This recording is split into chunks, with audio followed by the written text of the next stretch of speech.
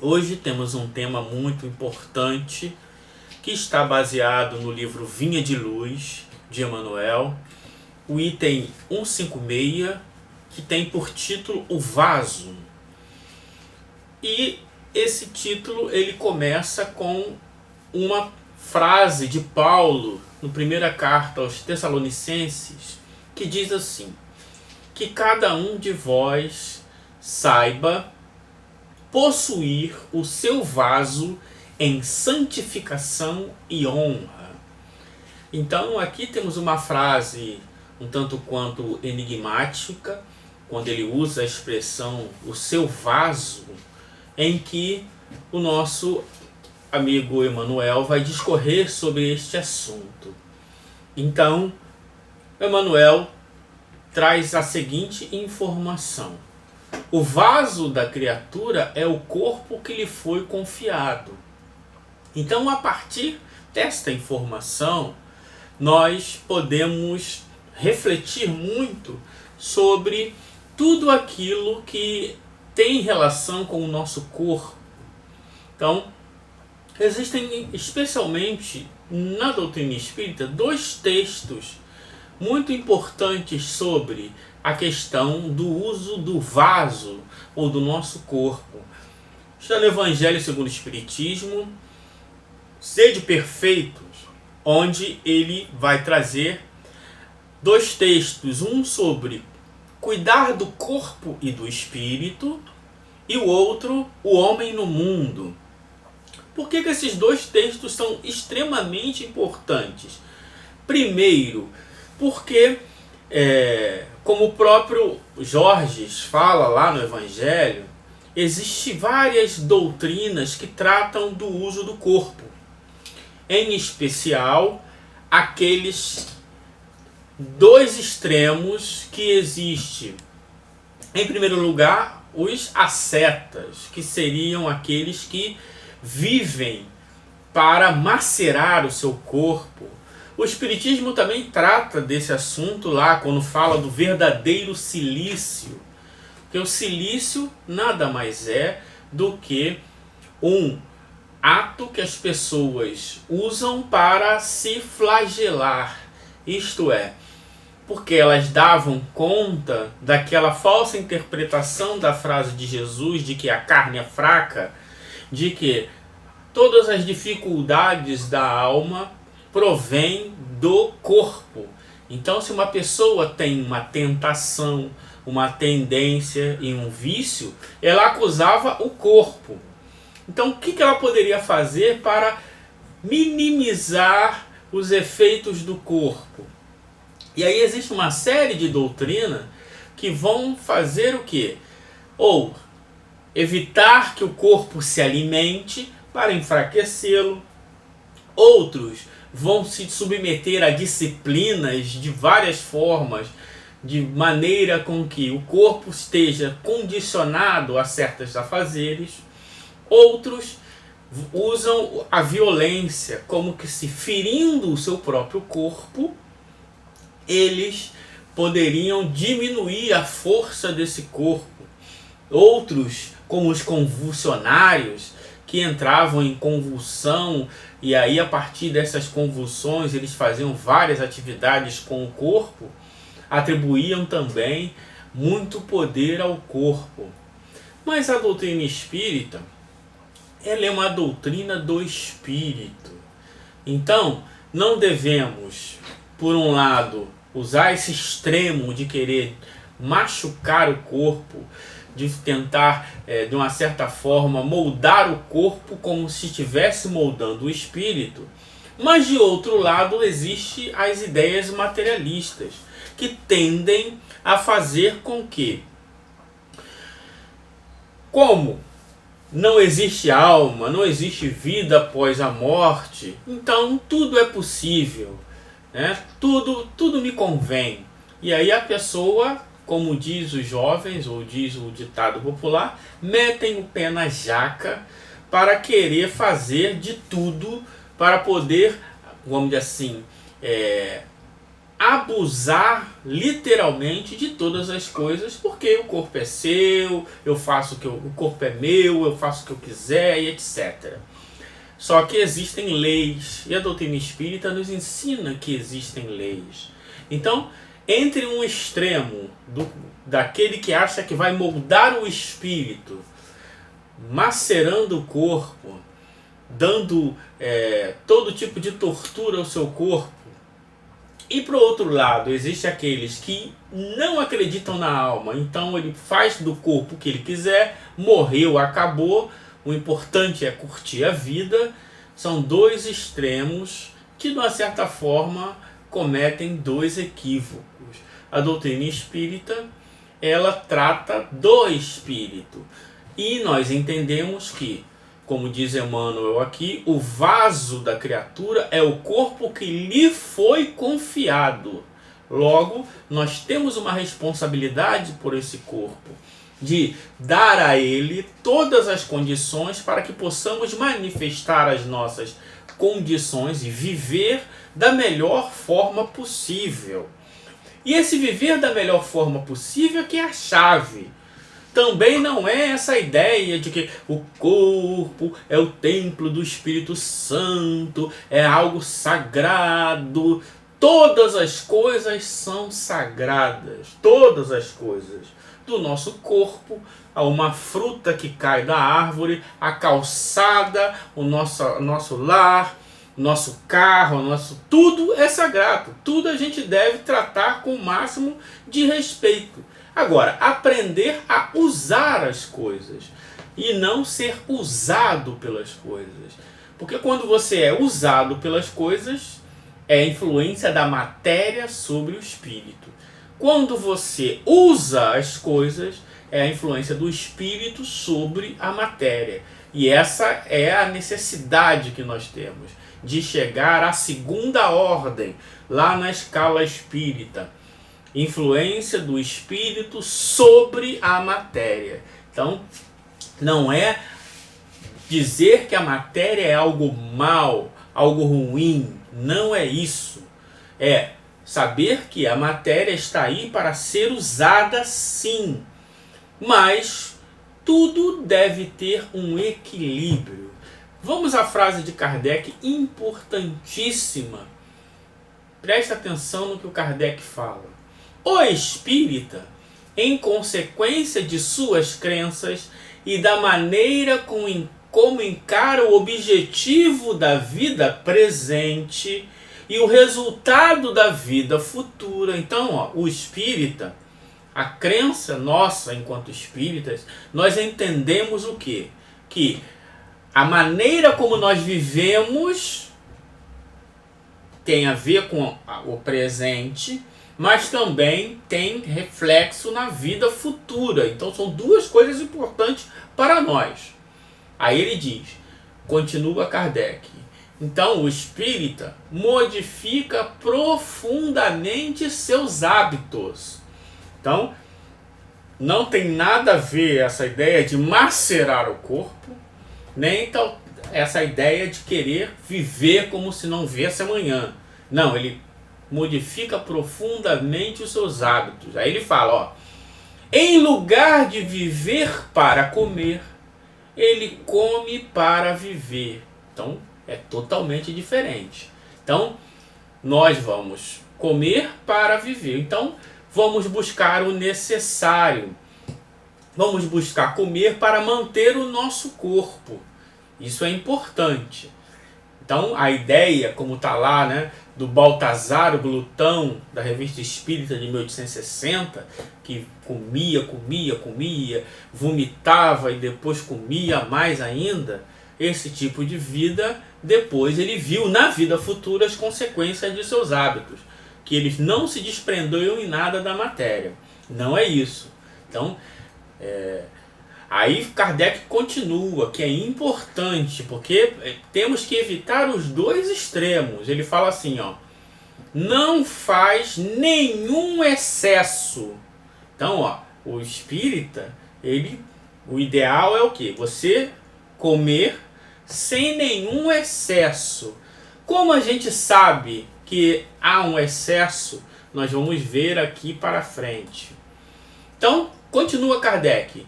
Não vive como um cenobita.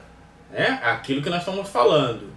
Não é que você vai viver, porque São Luís vivia assim, porque o espírito tal vivia assim. Se ele vivia na época dele, nós somos espíritas, nós estamos em outra época. Então a doutrina, a moral espírita, ela é bem clara.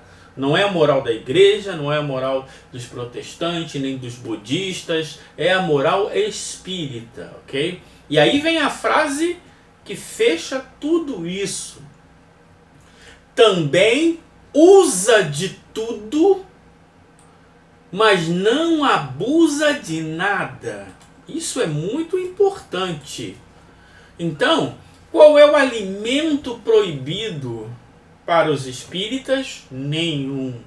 Qual é a bebida proibida para os espíritas? Nenhuma. Agora, como é que nós saberemos o que é mais importante, o que faz bem e o que faz mal? Existe uma lista de alimentos proibidos e alimentos permitidos para o espírita? Com certeza não. É o que nós vamos ver agora. Então, vamos entender muito bem qual é a regra do proceder do espírita, ok? Onde está? Quais são os alimentos? Quando alguém ouvir dizer, não, porque o espírita não come isso, o espírita não come aquilo. Qual é o limite? Deus já deu a todos nós o limite. E aí é que é interessante. Cada corpo tem um limite diferente. Cada corpo tem as suas condições. E cada um de nós vai aprender pela vida, pela vivência, descobrir onde é cada um desses limites. Vamos ao Livro dos Espíritos. Presta atenção. Pergunta 633 do Livro dos Espíritos. A regra do bem e do mal, que se poderia chamar de reciprocidade ou solidariedade, é inaplicável ao proceder pessoal do homem consigo mesmo. Achará ele na lei natural a regra desse proceder um guia mais seguro? Preste atenção, isso é muito importante. Peraí, ele está perguntando, o que o espírita deve ou não deve comer? O que o espírita deve ou não deve fazer para poder viver da melhor forma possível? Aí, de modo geral, os mais apressados vão querer o quê? Ditar, cuspir regra para o outro. Mas os espíritos superiores vão dizer o quê? Olha, onde está o limite? Preste atenção, porque é muito importante. Quando comeis em excesso, verificais que isso faz mal. Pois bem, é Deus que vos dá a medida daquilo que necessitais. Preste atenção. Então não existe uma lista de alimentos. Quantas colheres ou quantas taças de licor o espírita deve beber? Quantas colheres de pimenta ele deve colocar na comida? Quantas colheres de sal? Quanto isso? Não existe. Cada um vai descobrir a medida do limite do seu corpo. E prudente será aquele que não viver usando o seu corpo no limite. Porque tudo que a gente usa no limite, ele tende a estragar mais rápido. Assim como qualquer objeto material. O corpo é uma máquina material. Então, eu vou descobrir. Para uma pessoa, basta uma barbinha de camarão. Uma barbinha de camarão para a pessoa ir parar no hospital. Para outras, basta uma taça de licor para ela entrar em coma. Para outras pessoas, basta meia colher a mais de sal para ela passar mal e entrar também em coma. Então, cada um tem que saber qual é o limite do seu corpo. E aí continua os espíritos. Quando excedeis desta medida, sois punidos. Olha lá, essa é a lei. Então, se você abusou, comeu um bombom a mais, esse bombom a mais você vai ser punido. Vai ser punido como? Deus que está lá observando, deixa ele que comeu um bombonzinho a mais, vou jogar-lhe uma dor de barriga. Não, não existe isso. O nosso organismo, se ele não consegue vamos dizer, metabolizar uma certa quantidade de gordura e de açúcar, ele vai passar mal. Ele vai desestruturar. Aí está, quando ele fala Deus, é no sentido de que as leis já foram criadas por Deus. Na última instância, foi Deus que criou essas leis. Então é Deus nesse sentido. Então já está aí. Então, quando excedeis desta medida, sois punidos. Em tudo é assim. Preste atenção, eu vou até colocar aqui em negrito, itálico, sublinhado, porque as pessoas têm que entender isso. Em tudo é assim. A lei natural traça para o homem o limite de suas necessidades. Então todos nós devemos conhecer o nosso corpo, os limites deste corpo. Se ele ultrapassa esse limite, é punido por quê? Pelo sofrimento que ele infligiu ao seu corpo. Se atendesse sempre a voz que lhe diz basta, evitaria a maior parte dos males, cuja culpa lança a natureza, né? Esse é o outro problema. Ele vai lançar, aquele que não tem uma moral desenvolvida tende a querer botar a culpa na natureza, em Deus, nos espíritos, no obsessor, né? Não, mas fulano de tal insistiu. Não, você comeu porque você quis, ok? Então essa é uma questão importante. Então essa é a moral espírita. Então as leis, os limites, cada um de nós deve estudar a si mesmo. Conhece-te a ti mesmo por ti mesmo. E a partir daí você sabe o que você pode e o que você não pode. Então para um basta uma colher a mais de feijoada para ficar com dor de cabeça. Para outros basta um pouquinho de Coca-Cola a mais para para não se sentir bem. Cada um deve saber se conhecer para entender os seus limites e viva de acordo com isso. Nada dessa ideia de o corpo, não podemos fazer nada de errado com o corpo. Não, você tem que saber. Para algumas pessoas, meia hora no sol é suficiente para a pessoa passar mal, ficar com queimadura. Então ela aprenda a viver meia hora. Deu mais problema? 15 minutos. Deu problema? 5. Vai descobrir. Outros querem ficar o dia inteiro. Passou mal? Fica metade. E assim vai. Cada um tem que descobrir os seus limites. E conforme o nosso corpo vai se desgastando, esses limites vão ficando cada vez menores. Então aquela pessoa que ia para a churrascaria para comer até explodir, quando chega uma certa idade não dá para comer nem a metade daquilo que ela comia, porque ela sabe que vai passar mal. E assim por todas as outras coisas. Então vai aprender a maneirar na gordura, aprender a maneirar nas outras coisas.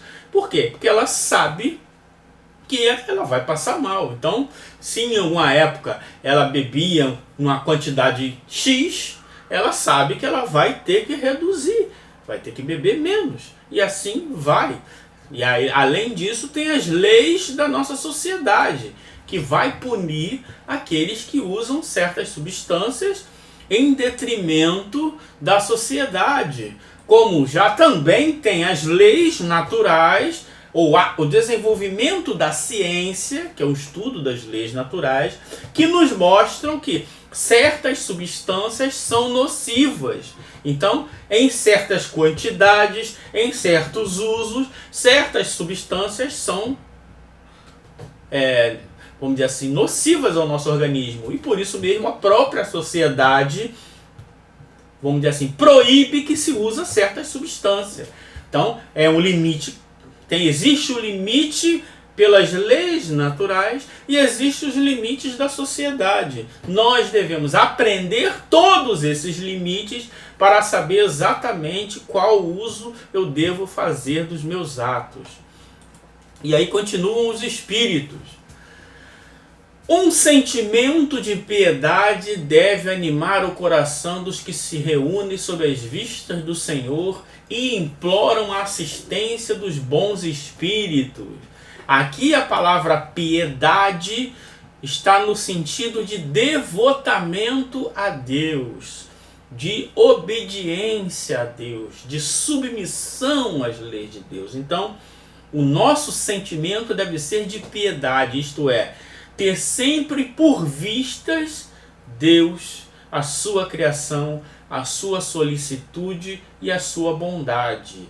Se eu tenho esses pensamentos, eu já tenho um bom regulador, porque eu já não vou, já sei que eu não preciso e não posso ter certos excessos. Então eu tenho que ter por vista as leis de Deus. Mas os espíritos fazem questão de nos dizer: não julgueis, todavia, que, exortando-vos incessantemente a prece, a evocação mental, pretendamos que vivais uma vida mística. Isso é muito importante. Não, mas o médium tal, ele vivia orando porque ele escolheu viver orando. Ninguém veio à Terra para viver isolado orando, ok? Eles nos exortam constantemente, incessantemente, a prece e a evocação mental. Mas essa prece e essa evocação mental não é mística no sentido de, olha, estamos aqui agora numa festa da Mariazinha. Não, os espíritos nos ensinam que devemos ter uma incessante prece e evocação mental. Por favor, desliga um pouquinho aí o Wesley Safadão, que eu preciso orar. Vou fechar meus olhinhos, vou juntar minhas mãozinhas e vou fazer a minha prece. Não é isso. Você pode estar na festinha da Mariazinha, ouvindo o Wesley Safadão, e mentalmente você pode fazer a sua prece. Mentalmente você pode levar seu pensamento ao seu anjo guardião, entrando em contato com ele, buscando, fazendo perguntas mentais. Se você está fazendo isso, você está ligado ao mais alto. Não importa se está tocando Wesley Safadão, nem Wesley Safadinho. Não importa se você está na festa da Mariazinha ou na quadra do Salgueiro. Não faz diferença nenhuma para Deus.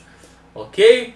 Aí ele continua: que vos conserve fora das leis da sociedade onde estáis condenado a viver. Então, não é essa a ideia. Não, eu sou espírito, eu sou médium. O médium, ele não vai em tal lugar. O médium é aquele... Uma vez eu fui num centro espírita, tinha banheiros para médium.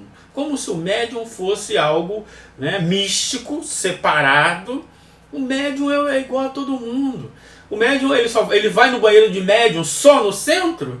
E quando ele sai do centro, ele não vai em outros banheiros? Se ele tiver o médium, ele estiver andando pela cidade e dá um piriri, ele, não, agora eu preciso buscar um banheiro de médium. Não, ele vai no banheiro do botequim. Em casa ele vai no banheiro dele. Na casa da mãe dele, ele vai no banheiro da mãe dele. Então, essas ideias que as pessoas criam, né?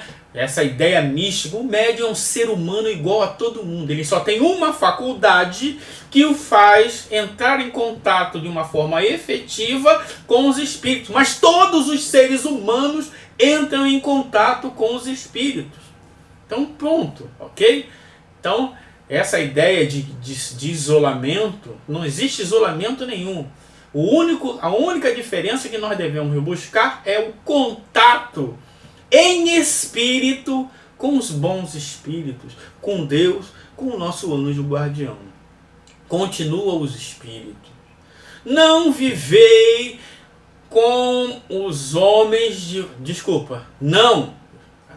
Continua o espírito. Não, preste atenção, não. Vivei com os homens de vossa época. Vivei com os homens de vossa época. Isto é, não é para viver separar. Não, o espírita ele não vai em tal lugar. O espírita não sai meia-noite. O espírita não vive na cruzilhada. Não vai a cemitério. Não existe isso. Vivei com os homens de vossa época. Com todos. Ele não está dizendo vive com alguns. Viva com todos. Agora, né, você não pode deixar que o meio te influencie. Né? Como devem viver os homens? Aí ele diz, sacrificai, aí sim, ó, as necessidades, mesmo as frivolidades do dia, mas sacrificai com um sentimento de pureza que as possa santificar. Então, se você não quiser ir à festa da Mariazinha, não vá à festa da Mariazinha. Eu quero ler um livro. Tudo bem, é um direito que você tem. Mas não, eu não vou naquela festa mundana. Porque você não é melhor do que ninguém. Você é um ser humano igual a todo mundo. Então, eu não quero. Eu escolhi ficar em casa, ver um filminho, curtir minha família. Tudo bem. Mas, fulano de tal faz uma questão tão grande. Mas ele mora lá naquela comunidade, e o pessoal lá mete o pé na jaca, bebe pra caramba. Mas eu quero prestigiar fulano. Vá. Você não precisa beber, você não precisa comer, você não precisa fazer nada, nem dançar, né, até o chão. Se você quiser dançar até o chão, que faça, né? Desde que você faça com sentimento de que você está se divertindo e não para seduzir, não para buscar a sensualidade, você pode dançar até o chão também, não tem problema nenhum. Esse é o espiritismo é vida. O espiritismo nos ensina que devemos viver no mundo, mas buscando viver como espírito, ok? Isso é importante. Então, sacrificai com um sentimento de pureza que as possa santificar. Essa é a diferença. Então, falando de tal, se divertiu, ele não precisa de nenhuma substância para se divertir, que a gente pode se divertir com qualquer coisa. Com água, ou até sem água, a gente pode se divertir. Então, ninguém precisa de nada além disso para se divertir. Mas não é por isso que você não possa, ok? Consumir nada. Você tem que aprender que o organismo tem limites. E é exatamente isso. Porque quando você acorda no dia seguinte e fala, aquela coxinha, aquela empadinha que eu comia a mais. Então, seu organismo está dizendo, foi a coxinha a mais, foi a empadinha a mais, foi a azeitona, né? Que as pessoas botam culpa nas... foi a azeitona. Né? Na verdade, a azeitona é a gota d'água, né? Para ser a gota d'água pode ser uma azeitona, pode ser aquela casquinha que fica em cima da empadinha, pode ser qualquer coisa. Então, quem deve saber isso? Eu que devo saber. Né? Aí diz, os espíritos continuam. Sois chamados a estar em contato com espíritos de natureza diferente, com caracteres opostos. Olha lá, sois chamados. Então nós temos que estar em contato com esses. Só provamos que somos diferentes se agimos diferente. Agora, estar em contato com eles não significa que devemos proceder como eles. Essa é a questão importante. Como diz Paulo, tudo me é útil, tudo posso, mas nem tudo me convém. Então, essa é a diferença. Aí eu presto atenção no ensino dos espíritos agora. Não choqueis a nenhum deles com quem estiverdes. Presta atenção nisso. Não choqueis, isto é, não vem esse papinho de fazer carinha de nojo. Não faça carinha de nojo porque fulano come, bebe ou faz aquilo. Ou se fulano se diverte desta ou daquela maneira, ou se fulano se veste desta ou daquela maneira, ou se ciclano ele fala desta ou daquela maneira. Não faz carinha de nojo, não faz carinha de superioridade, porque você não é superior a ninguém, ok? Você apenas escolheu um estilo de vida diferente. Então deixa fulano ser como ele quiser. Não temos o poder de mudar ninguém. Ninguém tem esse poder. Então não adianta chocar. Você, fulano, vamos lá na festa? Não, quem eu preciso estudar o Evangelho segundo o Espiritismo, porque Jesus me chamou. A pessoa se sente até constrangida. Nossa, que santo! Meu Deus, é um luminar da terra. Você não quer ir? Não vá. Se quer ir, vá. Mas não vá com cara de nojo. Não vá com cara... Vá, se divirta. Okay? Não choqueis a nenhum deles. Então não vá. Não, eu preciso. Aí a pessoa no meio da festa quer abrir um livro espírita para ler, para mostrar que ela está com pensamento em Deus. Já dizia Jesus, o reino dos céus não vem com aparatos exteriores. Não finja. Você não precisa demonstrar para ninguém que está pensando em Deus. Porque para você pensar em Deus, basta a sua mente.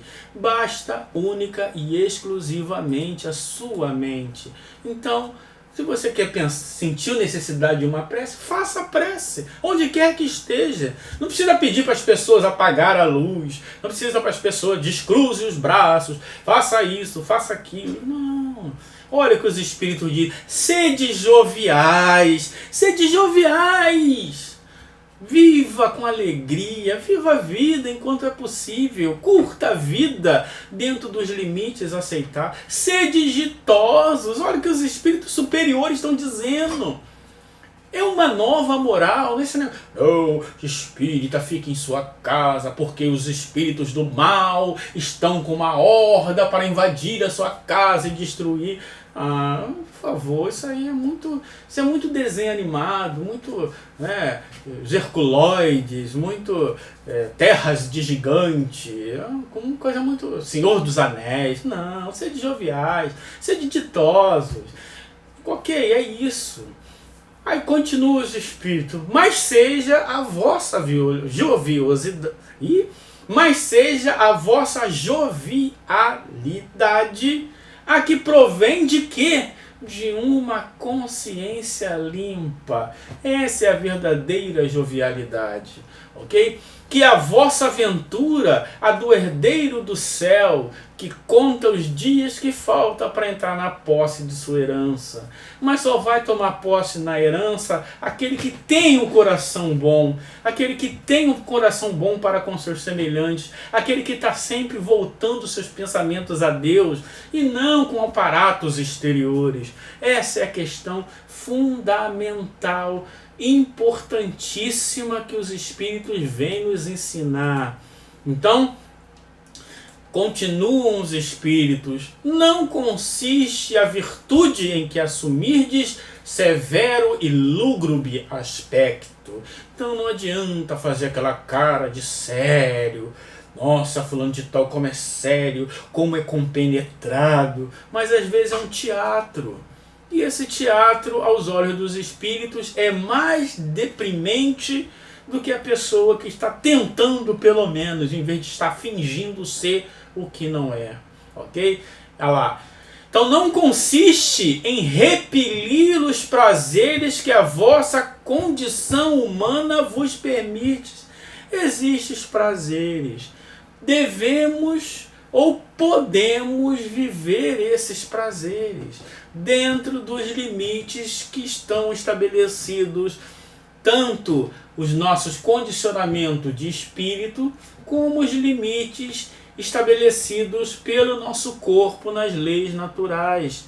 Além disso, os limites traçados pela própria sociedade, pelas leis que ela criou.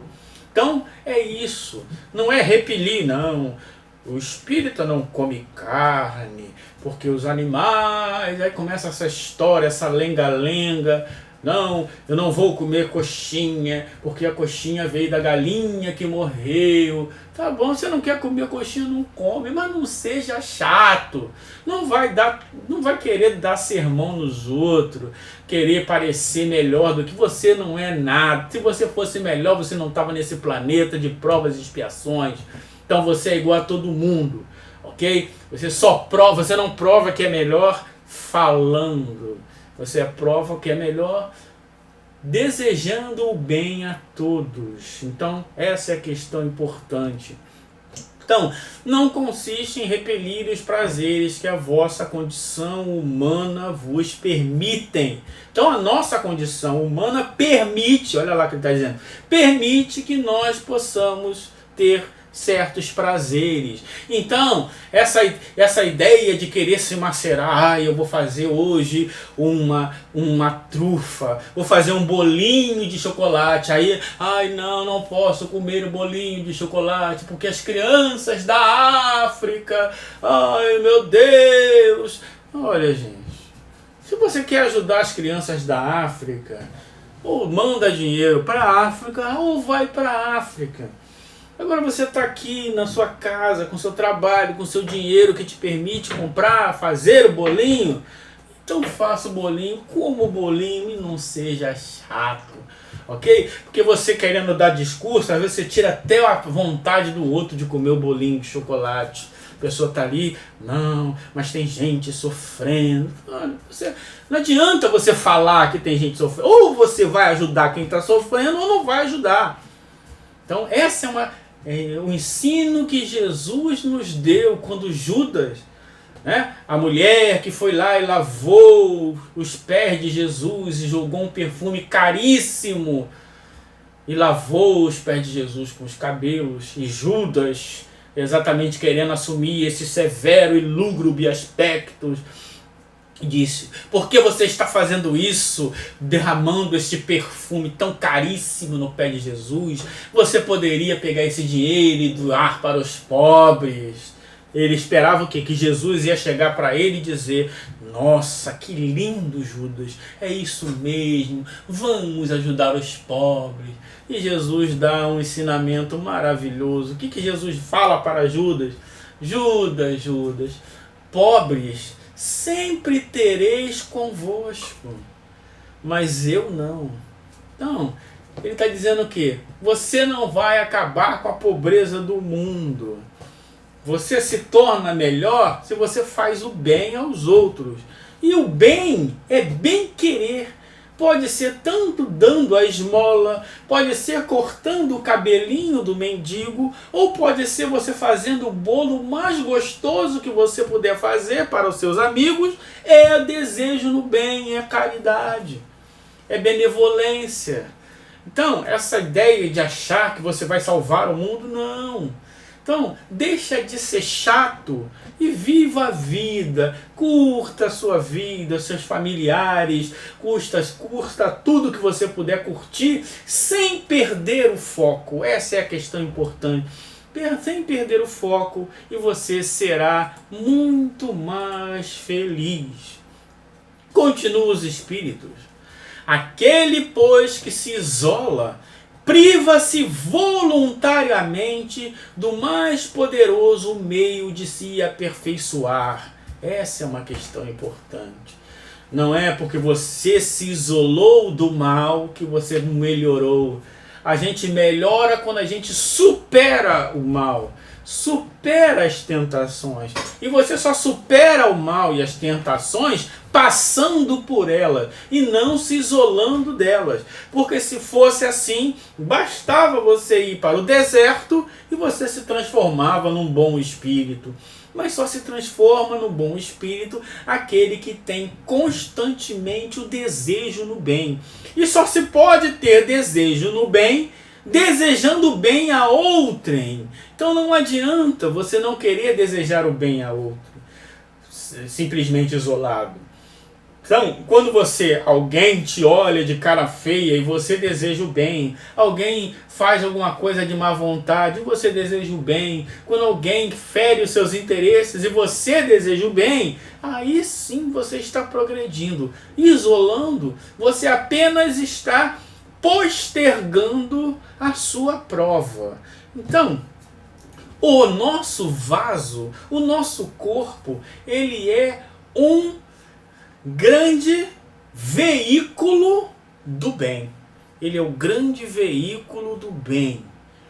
Eu tenho que cuidar para que esse veículo possa viver o máximo possível. Mas eu tenho o direito de viver com os meus, de conviver, de comungar. Por isso que Jesus fazia as festas, comia os carneiros, bebia os vinhos, mas está lá no Evangelho que ele era o primeiro a acordar, acordava e já ia para a oração no dia seguinte. Por que ele fazia isso? Porque ele não exagerava. Se ele exagerasse, ele estaria naquela condição bem conhecida, né? Daquela pessoa, eu não como mais, não bebo nunca mais. Por quê? Exagerou. O Allan Kardec fazia lá, tem várias citações na Revista Espírita, de fazer banquetes para os espíritas. Kardec fazia os banquetes, fala assim, os espíritos superiores estão bravos. Por quê? As pessoas botavam lá as comidinhas, comia as comidinhas, e depois ia para casa, todo mundo ia descansar. Por quê? Cada um sabe o seu limite. Então essa é a questão importante. Essa ideia de se isolar não adianta. Não tendo de pensar senão em si, sua vida é a vida de um egoísta. Então, aquele que se isola, ele é somente uma coisa podemos trazer para ele, segundo os espíritos superiores. Aqueles que se isolam é um egoísta. Porque quem está isolado não pode dar nem receber. Então, não pode dar nem receber. Ele se isolou, ele é um egoísta. Então, devemos sim exercitar o bem para poder sim aí superando as dificuldades, superando as limitações que a sociedade impõe, poder ascender enquanto espírito. Então, continuando, dois sistemas se defrontam, os dos ascetas, isto é, aqueles que estão presos, aqueles que estão presos ao nada para o corpo, e o dos materialistas, que importante é viver como não se viesse amanhã. Não. Para terminar, ensina-nos os bons espíritos. Revista Espírita de 1865. O título é O Espiritismo e o Cólera. Kardec diz, em consequência de suas crenças, de sua maneira que acaba... O espírita, em consequência de suas crenças e da maneira como encara o objetivo da vida presente e o resultado da vida futura, modifica profundamente os seus hábitos. Em lugar de viver para comer, ele come para viver. Não faz nenhum excesso. Não vive como um cenobita, como um asceta, como um faquir, como um monge. Nada disso. Também o espírita usa de tudo, mas não abusa de nada. Esse é o recado que os espíritas têm para nós. Se é médium, se não é médium, se é jovem, se é adulto, se é velhinho, se não é, não importa. Cuidai do corpo, cuidai do seu vaso, ok? É um presente, é uma ferramenta que Deus nos deu para que a gente possa viver. Essa ferramenta é tão sagrada quanto qualquer outra ferramenta. E que nós devemos cuidar para que o nosso corpo possa viver o máximo possível. E assim nós vamos desfrutar o máximo possível dessa vida. Desfrutar como? Aprendendo, convivendo, socializando, testando o nosso orgulho, nosso egoísmo e exercitando a nossa caridade. Essa é a vontade de Deus. Muito obrigado a todos. Que Deus nos abençoe.